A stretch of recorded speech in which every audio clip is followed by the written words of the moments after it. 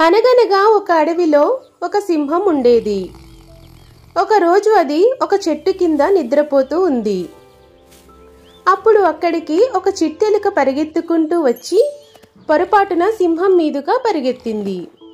సింహానికి మెలకువ వచ్చి కోపంతో ఆ చిట్టెలుకను పట్టుకోవడానికి దాని వెనకాల పరిగెత్తడం మొదలుపెట్టింది. ఆఖరికి ఆ ఎలుకని ఎలా అయితే పట్టుకొని కోపంతో ఇలా చెప్పింది, నువ్వు నా నిద్రని భంగం చేశావు, ఇప్పుడు నేను నిన్ను తినేస్తాను అని అంది. అది విని చిట్టెలుక భయంతో, సింహం రాజా, నేను పొరపాటున చేశాను, దయచేసి నన్ను విడిచిపెట్టండి, ఏదో ఒక రోజు నేను మీకు సహాయం చేస్తాను అని అంది. దానికి సింహం గట్టిగా నవ్వుతూ, ఏమిటి నువ్వు నాలాంటి పెద్ద సింహానికి సహాయం చేస్తావా?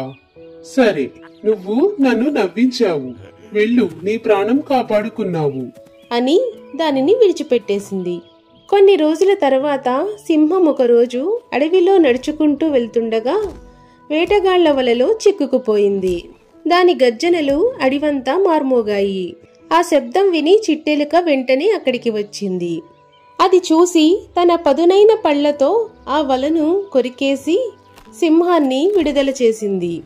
సింహం ఆనందంతో కృతజ్ఞతగా ఇలా అంది, ఓ చిట్టెలుక, నువ్వు నిజంగా నన్ను రక్షించావు. నువ్వు ఇంత చిన్నగా ఉన్నా నీ తెలివితో నన్ను కాపాడావు అని అంది. ఈ కథలోని నీతి ఏమిటంటే, చిన్నవారి సహాయం కూడా కొన్నిసార్లు పెద్దవారికి ఎంతో ఉపయోగపడుతుంది.